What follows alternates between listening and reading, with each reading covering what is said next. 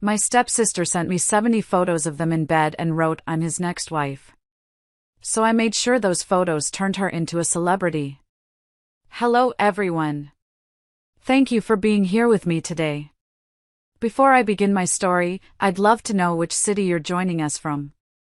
Please feel free to share in the comments. Now, let me take you into this story. My name is Meredith Hayes. I am 42 years old, a senior editor, and like many of you, I spent years thinking I had the perfect life. I live in a quiet suburb of Cincinnati, Ohio, with my 7-year-old daughter, Gail, and my husband, Glenn. Well, husband is the word I used then. Now, I am not even sure what to call him. It all began at exactly 2:21 in the morning. I remember the time because I had just turned over in bed to check why my phone kept buzzing on the nightstand. I wasn't expecting any messages. Glenn wasn't home. He had claimed he was out late for a business dinner with a big supplier for our auto shop. That was nothing new, sadly, but the screen flashed with a text from a number I knew instantly, my stepsister, Valerie. Valerie. That name used to just be an annoyance, a reminder of the awkward time my dad remarried after my mother passed, bringing this entitled, spoiled 20-something into my already complicated life. Now, that name just tastes like acid. I squinted in the dim light and opened the message. The first message read, just plain and cold, "I'm Glenn's next wife." I blinked once, maybe twice. It was like reading a joke with no punchline. I remember hearing the rain hitting the window and the sound felt distant, muffled. Then the flood came. One photo after another popped up in my message window. They weren't screenshots or blurry snaps taken from afar. No. These were high-quality, smiling, intimate pictures. Dinner dates, weekend getaways, hotel room selfies. Her hand tucked inside his pocket. His arm around her shoulder. My stomach clenched, not with pain yet, but with a cold, solid understanding. There were 70 photos in total. 70. I could have screamed. I could have cried, thrown the phone across the room, woken Gail sleeping peacefully beside me, curled up with her thumb near her mouth. But I didn't. That wasn't my style. I pressed the mute button instead, so the notifications wouldn't wake Gail. Then, in the dark, I looked through every single one of those 70 pieces of evidence. This was no quick glance. This was a methodical, terrifying inventory. There was one of him holding a wine glass with that ridiculous, smug half-smile he always used to give me when I suggested going out for dinner. Another with her wearing his college hoodie, the faded one I had folded just that morning and put in his drawer. The audacity was what really got me. She was flaunting my entire life back at me. I zoomed in on their faces. They weren't hiding. They were smiling right into the camera, challenging me. I focused on the details. The watch he was wearing, the expensive leather bag on the floor in one of the hotel shots. And then, one photo stood out. This was the moment the emotional betrayal became a legal strategy. It wasn't because of what they were doing, but because of what was in the background. A business sign. Our business sign. It was blurry, but unmistakable, the logo of the auto shop we co-owned. It told me everything I needed to know about where the money for those weekend getaways had come from. The funds that were supposed to be securing Gail's college fund, expanding the business, building our future, were financing the sick little affair with my stepsister. The level of malice and arrogance it takes to send those to me, expecting tears, expecting me to crumble. They didn't send me heartbreak, they sent me ammunition. I downloaded every image immediately. I didn't rely on the message metadata. I used a separate app to check the exact timestamps and GPS data whenever available. I labeled them with dates, organized them, and saved them in 3 different cloud folders and 1 external drive. I named the folders Exhibit A, Financial Abuse, Exhibit B, Infidelity, and Exhibit C, Ethical Violation. The thought of losing any of this evidence filled me with a primal dread. I had to secure this. I checked the time. 3:45 a.m. I decided to call Colleen, my friend and lawyer. I knew her well enough to know she'd be awake, either working or worrying. She picked up on the second ring, her voice tight but professional. Meredith? What is it? That picture you sent me. It's all true, Colleen. And it's my stepsister, Valerie. 70 of them. I'm sending you the cloud link now. I need an emergency consultation, first thing in the morning. I kept my voice low, a monotone. I couldn't afford to break yet. Colleen sighed, a long, weary sound. Oh, Meredith. I am so sorry. But you're right. This is good. This is proof. We can move fast on the divorce paperwork. I'm focusing on two things right now: securing the business assets, since you're a co-owner and you contributed your inheritance, and ensuring full custody of Gail. That level of reckless behavior, especially using company funds, looks terrible to a judge. What's his financial situation outside of the business? I don't know. I handled the books, but he controlled the cash flow.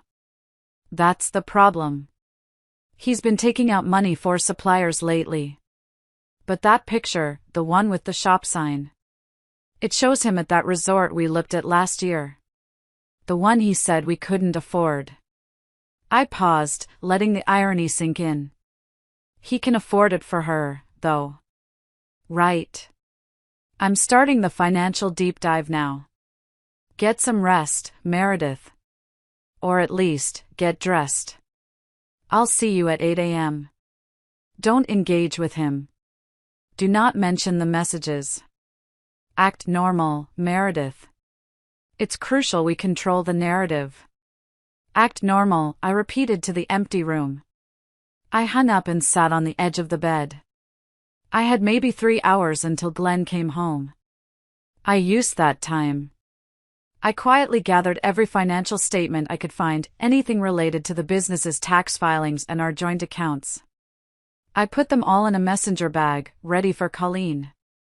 I even made 2 copies of the deed to the house. I looked at Gail, her chest rising and falling softly. I felt a surge of pure maternal resolve. She was the one who needed my strength now. Not Glenn, not Valerie, and certainly not the marriage. I finally slipped out of my pajamas and into a dark, structured outfit. I looked in the mirror. My face was pale, but my eyes were steady. The woman staring back was no longer the one who had swallowed her pain for years. She was a professional, and she was about to go to work. I spent years telling myself that the quiet life was the good life. 10 years ago, I thought I had everything: a decent home, a hard-working husband, or so I thought, a new baby, and the beginnings of a solid small business just outside Columbus. Glenn and I met in college. He was magnetic, always the guy with a plan. He was charismatic, the center of every room. I, the quiet editor, was drawn to that fire. He said he wanted a simple life, a family life, and I believed him. We started small, bought a modest house, and opened the auto repair shop together. I managed all the back-end accounts, the payroll, the marketing, everything that made a business run, while he handled the mechanics and customer work. I helped secure the initial funding using a small family inheritance left to me by my mother. The first 2 years of our marriage were smooth enough, but then Gail was born, and that's when the tectonic plates really started shifting. Newborns are tough on a marriage, I know that. But where I saw an opportunity to bond, Glenn saw an excuse to retreat. He started coming home later, saying he needed time to clear his head, or that the shop was swamped. He claimed the crying kept him up at night, so he moved to the guest room for better sleep. I remember the day I packed his pillows and toothbrush, trying to make it seem like a temporary necessity, a sacrifice for his high-salary job, but as I closed the guest room door, the finality of the divorce felt like a cold premonition. I didn't argue. I thought it was temporary. I thought I was being the understanding wife, the supportive partner. My own mother, bless her practical soul, had warned me once, years ago. She said, "Meredith, honey, when couples stop sharing a bed, they slowly stop sharing a life." I laughed her off, called her old-fashioned. But looking back at those empty sheets, I could only hear her voice. And then there was Valerie, my stepsister. She came into my life when my dad remarried, and she was instantly trouble. 10 years younger than me, she never worked a day in her life, always relying on my stepmother's or my father's money. She was supposed to be in art college down in Florida, but she'd show up in Ohio for long visits, always charming Glenn, complimenting his ambition, making him feel like the big shot she thought he was. It was always awkward, but I dismissed it as Valerie being Valerie, needy and attention-seeking. I never, not for a second, thought she'd be sharing Glenn's bed. Then, there was Glenn's mother, Beverly. She lived 2 blocks away and dropped by more than I ever wanted. At first, she offered to help with Gail, but it quickly morphed into constant, draining criticism. She would sigh dramatically when I bottle-fed Gail. She'd comment if my hair wasn't perfectly styled or if dinner was late. Beverly had this way of speaking that always made it sound like she was doing me a huge favor by tolerating me. According to her, Glenn had been an angel as a child. Polite, perfect, mature beyond his years. So, every time Gail threw a tantrum or didn't want to kiss Grandma goodnight, I could practically hear Beverly blaming me under her breath. One day, Beverly came over unannounced. I was struggling to get Gail to eat her vegetables, and Gail, being Gail, was throwing a mini fit. Beverly watched the whole thing, arms crossed, judging. Then she leaned in, right in front of Gail, and said, with that sickly sweet voice a child learns from her mother, "If Gail's difficult, maybe you should look in the mirror." I wanted to scream. I wanted to tell her to get out of my house and never come back. But I didn't. I was tired, worn down from pretending, from waiting for Glenn to care again, from hoping I hadn't wasted the best years of my life. I kept hoping. People do that when they've invested too much, when they're scared of starting over, or when they worry about the custody battles a divorce might bring. The problem was, time never came for us. Glenn didn't touch me anymore. We hadn't had a real conversation in months. His birthday came and went. I planned a nice dinner, bought a cake, even dressed up in that navy dress he used to like. He texted at 6 p.m. that he wouldn't be home until late. I waited. The food went cold. He never ate a bite. Then small things started going missing. Expensive diagnostic tools from the shop that he'd bought with the business account. A tablet I used for bookkeeping. A simple silver bracelet my mother had given me. Glenn always had a reason. A client needed a loaner. He was updating inventory. Gail probably moved it. But deep down, I knew better. He was selling things. He was using funds. I thought maybe we just needed space. Maybe a short trip, a counselor, something to get us back to who we were. I brought it up once, nervously, while we were in the car on the way to pick up takeout. He laughed. Not a funny kind of laugh. A cold one, like dry ice hitting water. And then he said, "You're too sensitive, Meredith. Stop acting like something's wrong just because life isn't romantic every minute." That shut me down completely. I nodded, I smiled, I agreed. But inside, another crack appeared. I didn't see it then, but I was already shrinking. Shrinking myself to keep the peace, biting my tongue, swallowing my needs, pretending things were fine when they weren't. And he saw that. Men like Glenn, they can sense when you've decided to stay no matter what. That's when they stop trying. By year 5, we were living like roommates. I made excuses for him. He made excuses to avoid me. Beverly's visits increased, her voice louder, her judgment sharper. I was tired, worn down from waiting for him to care again, from hoping. And then came that night, the message, the photos, the proof. I wasn't crazy. I wasn't paranoid. I had been replaced. Not just replaced, but humiliated by my own stepsister. But what Glenn and Valerie didn't know was that they had just sent all their evidence straight to someone who was no longer willing to stay quiet. I looked at those 70 photos, not as heartbreak, but as hard, irrefutable evidence. Every lie he told, every moment he stole, now captured, filed, ready to use. For the first time in years, I felt something different. Clarity. Not pain, not fear, just the steady pulse of a woman who had finally stopped hoping and started preparing. It was a dark kind of freedom, a terrifying promotion to the head of my own survival. The night Glenn came home, I was still awake. It was almost 5 a.m. I heard his keys rattle against the door. The sound he made dropping them into the ceramic bowl I made in a pottery class our first year of marriage.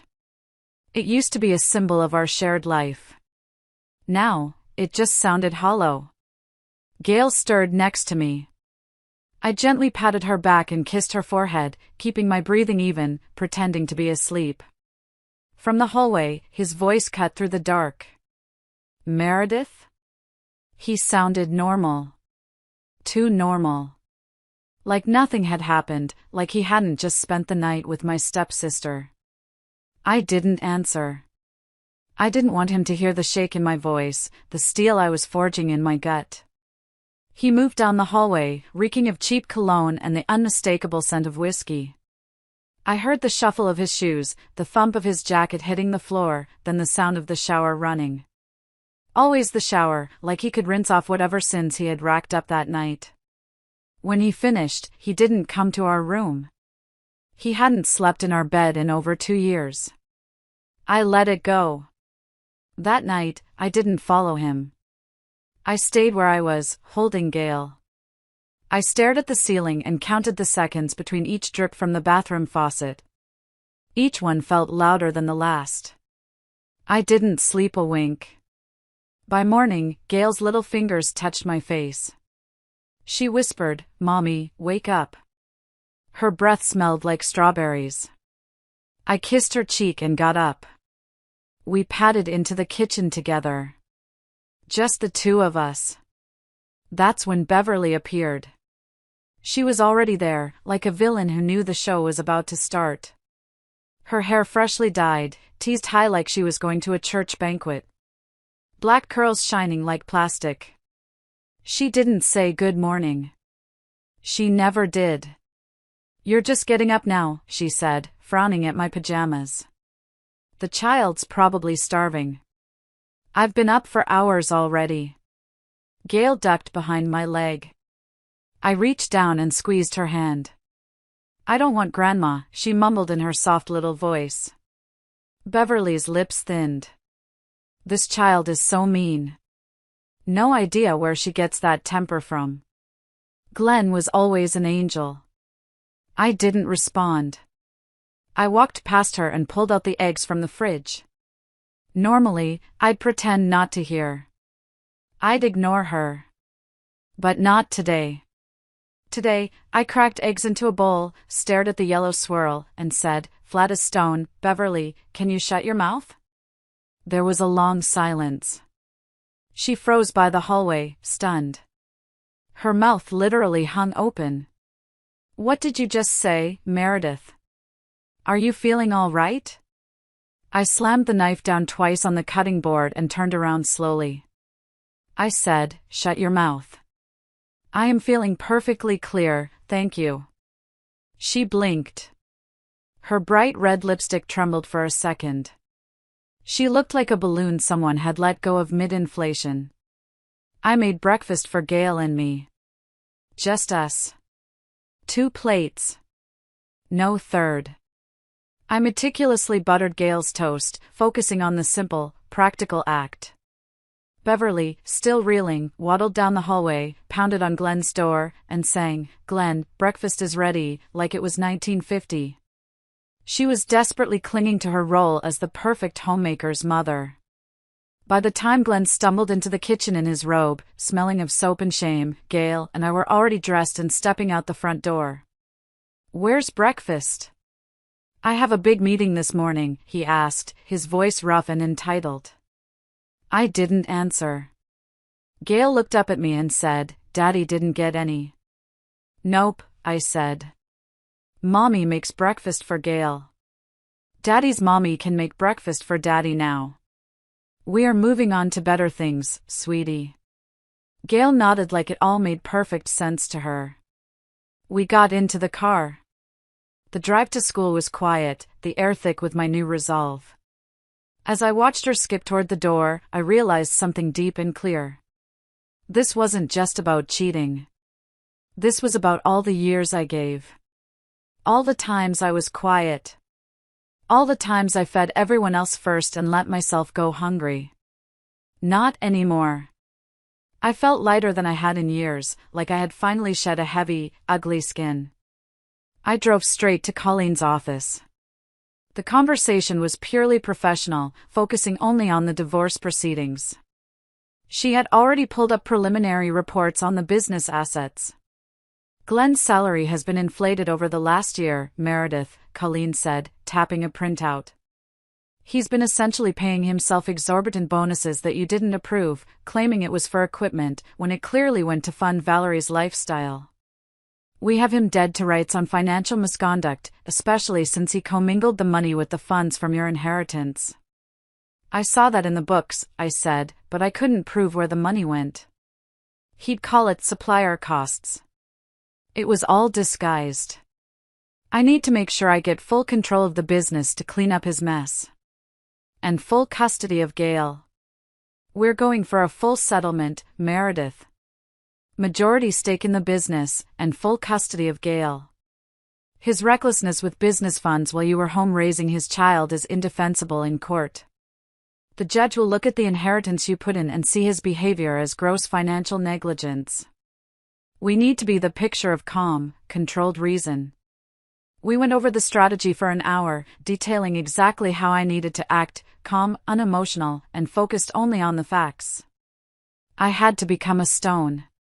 When I got back home after dropping Gail off and meeting with Colleen, Glenn and Beverly were waiting for me in the living room.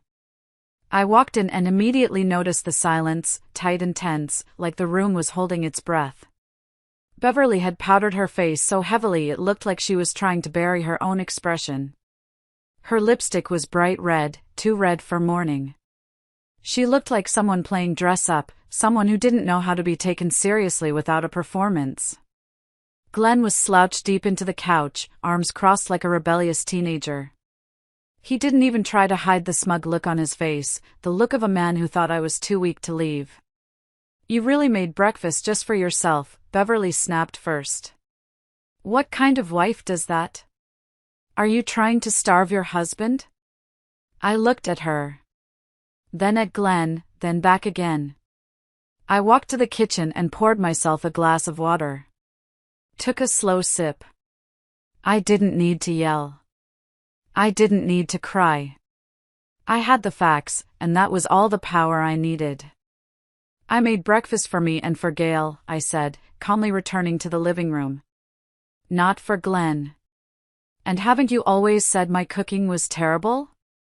"I thought he deserved better this morning."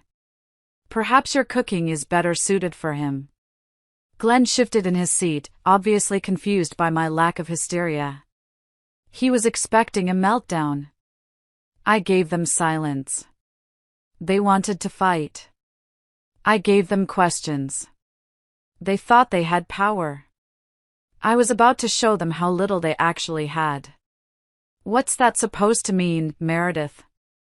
Are you going somewhere with this?" Glenn finally managed. "You tell me," I replied.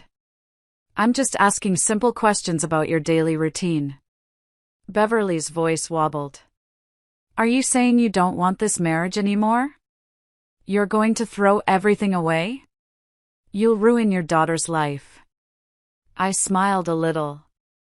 "Maybe that's a question you should be asking your son. And your stepdaughter. They seem to have made decisions for me." Glenn sat up straighter. He wasn't used to my use of Valerie's name. I walked past them, sat down, and pulled out my phone. I selected two of the clearest photos from the night before, one at the hotel pool, the other in the expensive car Glenn had bought Valerie, and sent them straight to the family group chat. I didn't even look at their faces as the notifications started pinging instantly. Glenn's older sister called within seconds. His cousin responded with a shocked face emoji. Even his uncle, who usually only sent dad jokes, replied with a long series of question marks.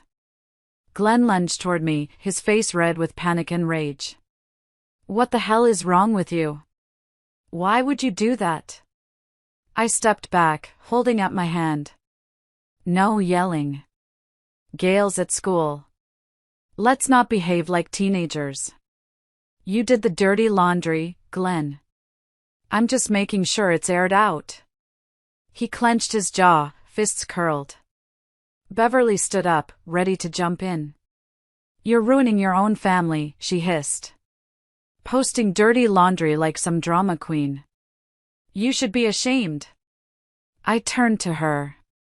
"You want to talk about dirty laundry? Let's talk about how your son's credit card was used to buy a hotel room for a girl half his age, my stepsister.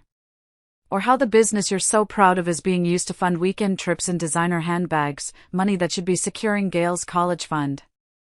Beverly's eyes narrowed. "You think you're clever? You'll be left with nothing." "No," I said. "I'm thorough. And I will be left with everything I earned." Just then, Colleen knocked on the door and stepped inside without waiting for an invitation. She was wearing her usual calm, sharp look, a stack of files in her hand. "Hello again, Glenn," she said coolly. "Beverly." Glenn frowned. "Why is she here?" "I haven't agreed to a lawyer yet." "Because," I said, "this conversation is no longer personal. It's legal." Colleen handed Glenn a document.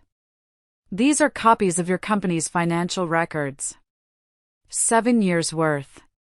We traced every expense related to Valerie from the moment she mysteriously reappeared in your life. The hotel charges, the flights, the new car, the condo lease. All of it." Glenn stared at the pages like they were written in a language he couldn't read. "And since you've been using joint assets in Meredith's initial inheritance to fund this," Colleen continued, her voice perfectly level, "Meredith is entitled to a fair share. A very fair share. Especially considering the fraud involved in inflating your supposed salary." Beverly's face paled. "You're going to ruin your own husband. You'll never get another salary that high. You'll be poor." I shook my head. "He already did that himself. I'm just making sure he cleans up after the mess. And I'll worry about my own salary. I have my own promotion coming up." The confrontation lasted another hour. Glenn kept trying to justify his actions, blaming me for being too focused on Gail or the business accounts. Colleen simply refuted every single argument with a date, an expense report, or a direct quote from one of Valerie's messages that I had saved. We discussed the divorce terms, custody arrangements for Gail, and the division of the auto shop. It was all cold, hard business. The entire time, Beverly tried to interrupt, offering useless advice and excuses for her son, but Colleen shut her down every time, reminding her she wasn't a party to the legal discussions. "Meredith, this is the first step," Colleen said, gathering her papers. "Don't speak to him unless absolutely necessary. No emotional responses. We need him to feel isolated and overwhelmed by the facts. His recklessness is what's destroying him, not us." "I understand," I said. Isolation was what he gave me for years. Now, he'd get a taste of his own medicine. I felt a surge of cold satisfaction. After the confrontation, I didn't speak to Glenn again for 2 full days. I made myself unavailable, not angry, not emotional, just silent. That silence made him nervous. During that time, Colleen and I put together everything.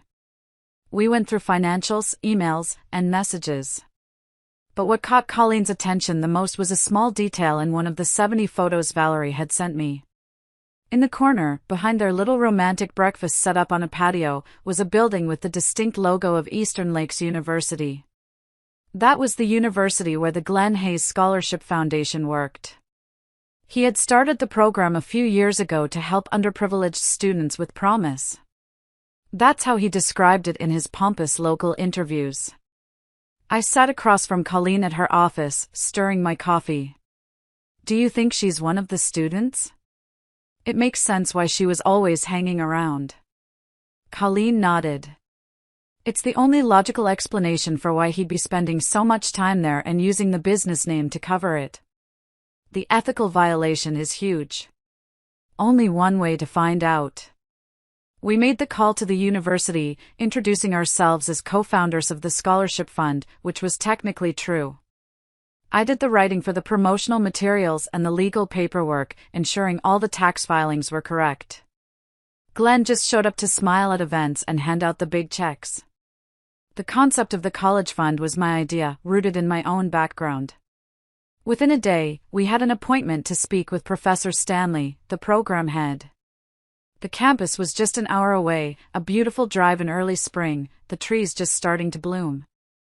Driving past all those young students, I felt something pull at me, a version of myself I hadn't seen in years.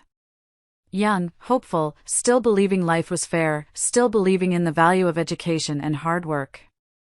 I was the one who went to college on a partial scholarship. I knew what that kind of help meant. I remembered the long nights writing essays, the excitement of my first salary job, the sacrifice I made putting my inheritance into Glenn's business. To see Glenn potentially corrupting that, abusing the trust of the university, made my blood run cold. It wasn't just personal anymore, it was public corruption and an attack on everything I valued. Professor Stanley greeted us warmly, shaking my hand with both of his. "We're honored you came, Mrs. Hayes," he said. "The work your family has done here, it's changed lives. The college fund you've established is truly making a difference. We are very careful with the disbursements." I forced a polite smile and nodded. "We just want to make sure the support is going to the right students and that all the ethical guidelines are being followed. We're doing an internal check on the integrity of the process." He brought out several folders and began showing us profiles. One stood out right away. Valerie Mize. Literature major. Top 5% of her class. Represented the university in multiple academic competitions. Volunteered at the campus library. Part-time job off campus. "She's truly special," Professor Stanley said, his voice full of pride. "Has overcome so much. The kind of student you dream of helping.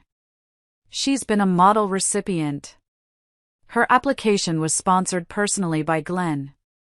I exchanged a look with Colleen. "Is Valerie on campus today, Professor?" He picked up his desk phone, dialed quickly, then frowned. "She's taken a sick day. Said she's not feeling well. A bad flu. Very contagious." I let my voice drip with concern. "Oh no, that's unfortunate. Do you know where she's staying?" We always ensure our scholarship recipients have access to the best care. We need to make sure we're covered from a liability standpoint, you understand. "Actually," he said, checking a note, "she's been admitted to the university's partnered hospital for rest." She mentioned flu symptoms. I stood up immediately. "Let's go visit her. Colleen and I have an hour before our next meeting. It's the least we can do. I'm her stepsister, after all." The professor hesitated. "Are you sure? It might be intrusive. It is the flu, after all." I smiled, a wide, convincing smile. "We're family, Professor Stanley. I'm her stepsister. I'm sure she'll appreciate the gesture. We need to check on our college fund recipient personally." We drove in silence. Colleen looked at me a few times but didn't say much. I think she was letting me lead, sensing I needed to do this for myself. I wasn't doing this for spectacle. I just knew I needed to look her in the eyes, to see the face that had betrayed me twice over, once as a stepsister, and once as a rival. The hospital wing was quiet, filled with the scent of antiseptic.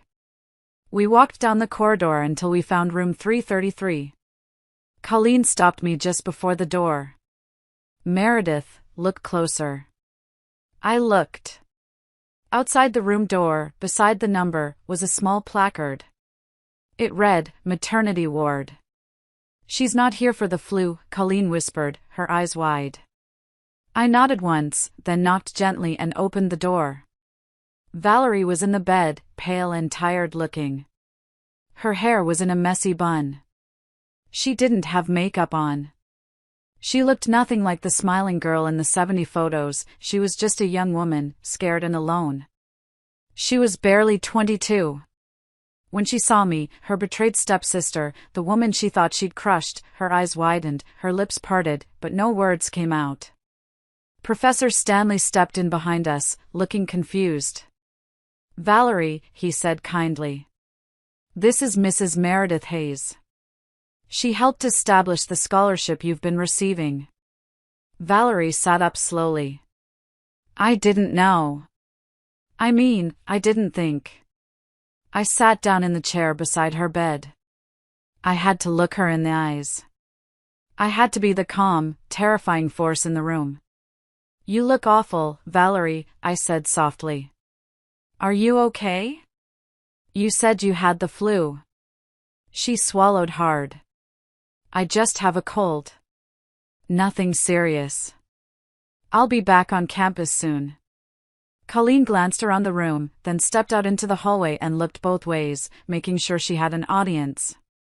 She came back in and said, just loud enough for others nearby to hear, "Interesting choice to house a contagious flu patient in the maternity wing. That's a huge violation of health codes." A murmur began to rise from the hallway. Doors cracked open. Other patients started asking questions. "Why is someone with the flu here? My newborn's immune system is weak. This is supposed to be the VIP wing." Nurses scrambled to contain the noise. One young nurse blurted out, trying to restore order, "She's not sick. She's here for prenatal care. It's a complication with her blood pressure." The hallway went dead silent. Inside the room, Valerie's face turned the color of chalk. Colleen leaned over and said in a low voice, "Now that the room's awake, shall we talk about your baby, Valerie?" Valerie bit her lip so hard it looked like it might bleed. Professor Stanley looked between us, stunned. "Valerie, is this true? A baby? And you lied about the flu?"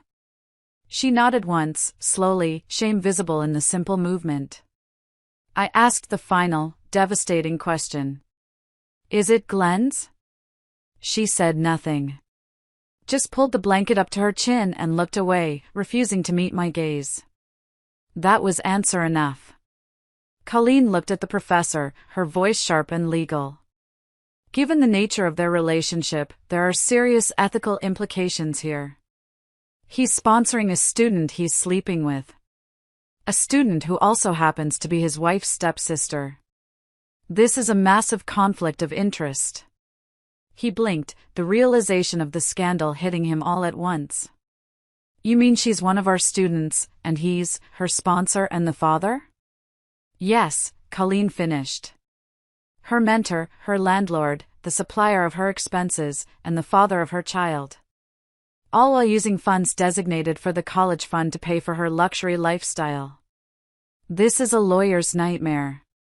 The betrayal, the scandal, the fallout." He turned toward the door and said firmly, "I'm calling campus security and the board now. This is a violation of every ethical guideline we have. This calls the entire foundation's integrity into question. We will need a full audit." But I wasn't done yet.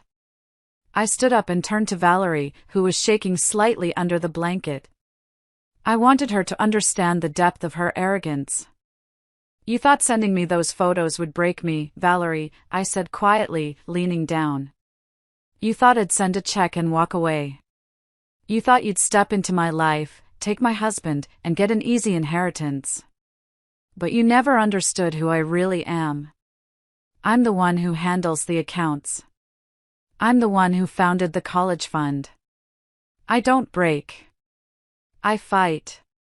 I'm the one who paid for this room. And I'm the one who has all the evidence. I stood up straight, turning my back on her. The scene was over. The stage was set.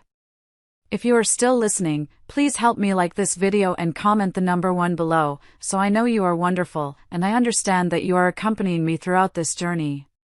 Your help is a huge encouragement and cheer for me. Please comment the number 1 so I can recognize you, and now, please listen as I continue to tell my story.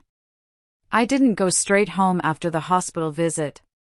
I needed a moment to process the sheer audacity of it all, Glenn, his mother Beverly, and now my stepsister Valerie, all wrapped up in this corrupt mess. I sat in my car in the hospital parking lot, hands on the steering wheel, staring at the building. Everything that had happened in the past 72 hours suddenly felt surreal, like I had been cast in someone else's life, and I was just now stepping back into my own skin. Then my phone buzzed. It was Colleen. "She's trending," Colleen said without even saying hello. "What? Trending for what?" I asked, heart hammering. Colleen sounded both amused and tired. One of the nurses posted a photo. Said a university scholarship recipient was caught lying about being sick to hide a secret pregnancy. It's vague enough to be legal, but the internet's running with it. The local news websites are already picking up the scent of the ethical violation. I pulled up the post. Sure enough, there was a blurry shot of Valerie's hospital door with the maternity sign barely in frame. The caption read, "When you fake the flu to hide what you're really carrying." The comments were exploding. Most didn't know who it was about yet, but the drama was magnetic. That's when Colleen added, "We have a choice now, Meredith. You want this to die down quietly, or do we guide the story? The divorce proceedings will be much cleaner if the public knows why we're taking the business. This is your chance for a public promotion of your new status." I didn't hesitate. We guide it. We need to make sure everyone knows the truth about the college fund abuse. So, we did. Over the next 2 days, Colleen and I crafted a meticulous letter to the university board. We listed all the ethical violations Glenn had committed, sponsoring a student he was sleeping with, using company funds for personal indulgence, and violating the foundation's integrity. The letter pointed out that the supposed scholarship college fund was being used as a slush fund for his mistress, who was also my stepsister. We attached the redacted financial records and the initial photos as proof of commingling of funds. We sent copies to the press, not just the tabloids, but the real, quiet papers that covered local business news and university ethics. They did the rest. Articles started popping up. Ohio businessman under investigation for scholarship misuse. Student caught in secret pregnancy scandal linked to mentor. And finally, photos leak showing business leader in questionable relationship with 22-year-old stepsister. The photos. Ah, yes. I hadn't just let them rot in my inbox. I selected 10. Only the 10 that showed absolutely no nudity, no inappropriate poses, just enough to imply everything without saying it. Photos of them holding hands, kissing over dinner, Glenn looking smug on a yacht. I made sure to include the photo with the business logo visible. And I posted them with a caption that went nuclear. When a woman sends you 70 photos expecting you to fall apart, you take a deep breath and let the world see what she's proud of. That post alone got over 200,000 shares in a weekend. My phone was vibrating constantly with friend requests, follows, and messages from old high school classmates who hadn't spoken to me in decades. My cousin, who had only sent question marks in the group chat, called me crying, saying she was so proud I finally stood up to Beverly and Glenn. But I didn't stop there. I wrote a blog post, just one. It took me a full night, but it flowed out of me, years of silence finally finding a voice. I told the story from my perspective, not as a betrayed wife, but as a woman who had spent 10 years building something, putting up the initial inheritance, managing the accounts, raising the child, only to discover her partner was never really building with her. I wrote about love, about disappointment, about how betrayal doesn't always come in the form of a slammed door. It can come in smiling selfies from someone half your age, someone you grew up with. I wrote about the pain of seeing my inheritance drained for someone else's vacation. I didn't name names, but the internet connected the dots anyway. Valerie immediately deleted all her social media. Glenn went into hiding, turning off his phone. Beverly started calling my sister, trying to spread rumors that I was mentally unstable. But it was too late. Within a week, the scholarship board had announced an internal audit, and Glenn was forced to voluntarily step down from all public duties. The damage to his reputation, his salary, his entire professional image, was catastrophic. I didn't feel triumphant, but I did feel seen. A few days later, Gail and I were at a park. She was chasing a butterfly and laughing so hard I thought my heart might burst. An older woman, maybe in her 60s, approached me while I was sitting on the bench. "Are you the one who wrote that piece? The one about the photos?" I read it on the Ohio Times website. I nodded slowly. She sat beside me. "You said exactly what so many of us never had the words for. My husband did the same thing to me when I turned 50. Left me for someone who barely remembered 9/11. And everyone acted like I should just be quiet and move on. Your article was like a firework." She touched my hand. "Thank you for not being quiet. You got yourself a huge promotion in life." That night, when I checked the blog's inbox, it had over 1,000 messages. Most were from women. Some were angry. Some were heartbroken. But all of them said the same thing in different ways: "You made me feel less alone." That's when I knew this story wasn't about Valerie. It wasn't even about Glenn. It was about what happens when women refuse to sit quietly while someone tries to erase them. It was about choosing dignity when someone hands you humiliation. And it was about telling the truth, not to burn someone, but to light your own way out of the dark. The promotion I got was not in my job, it was in my life. The day the divorce was finalized, I didn't wear black. I wore a deep navy dress, the kind that made my eyes look like they had secrets to keep. Not because I wanted to be petty or theatrical, but because blue, to me, has always meant rebirth. The ocean, the sky, things that keep moving no matter who tries to hold them back. Glenn showed up to court alone. No lawyer, no Beverly, just him in a wrinkled button-down. Looking like he hadn't slept in days. I didn't feel sorry for him, but I didn't feel vengeful either. He had made his choices. And now, he had made mine. The judge reviewed everything calmly. Colleen had done an impeccable job, presenting the financial negligence, the misuse of the college fund assets, and the ethical breaches with the university. We walked away with a full settlement of our shared assets, including a majority stake in the auto business I helped build with my inheritance. We secured full custody of Gail with supervised visitation rights for Glenn, citing his unstable and reckless behavior. More than enough to set Gail and me up for the life we deserved. More than enough to never look back.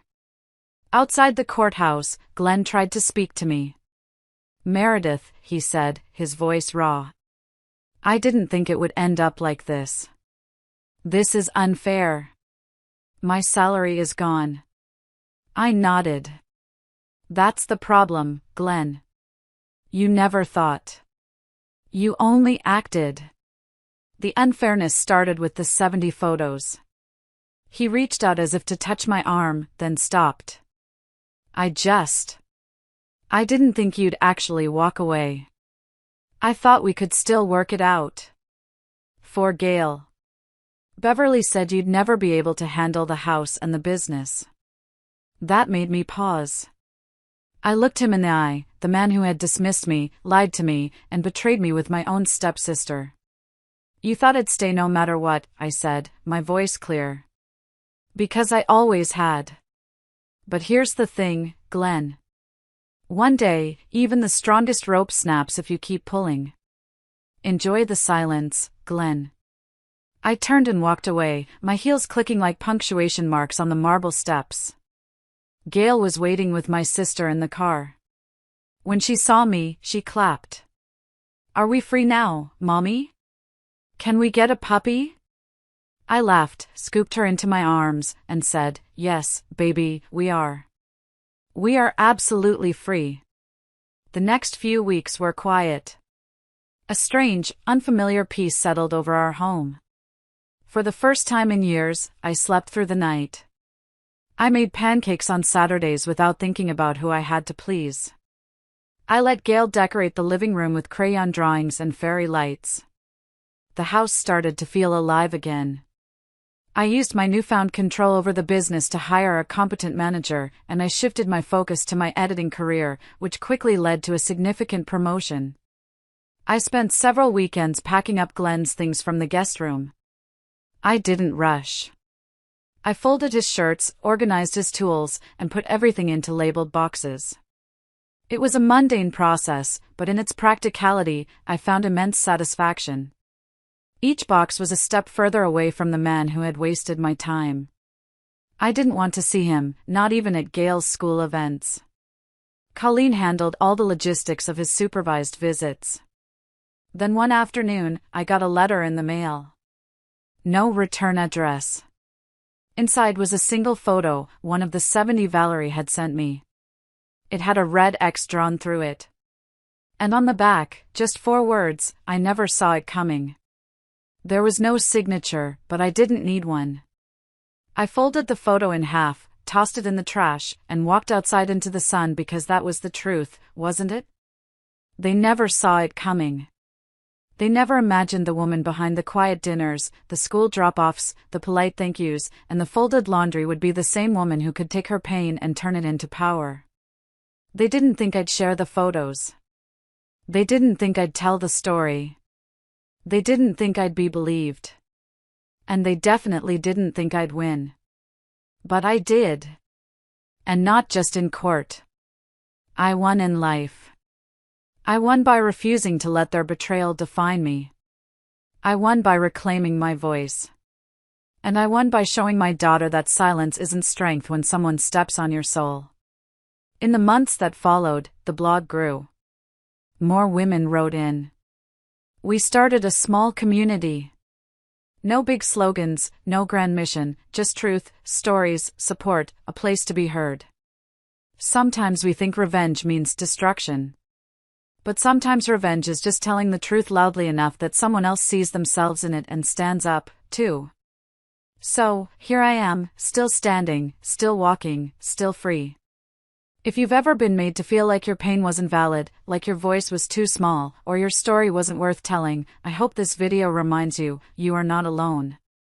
And if someone ever sends you 70 photos expecting you to break, I hope you remember, you don't have to shatter. You can rise. And sometimes, rising is the best revenge of all. If this story moved you or reminded you of your own strength, I invite you to share your thoughts in the comments below. Like this video. Share it with someone who needs to hear it. And don't forget to subscribe for more real stories that matter. Your voice deserves to be heard, just like mine. Thank you for listening.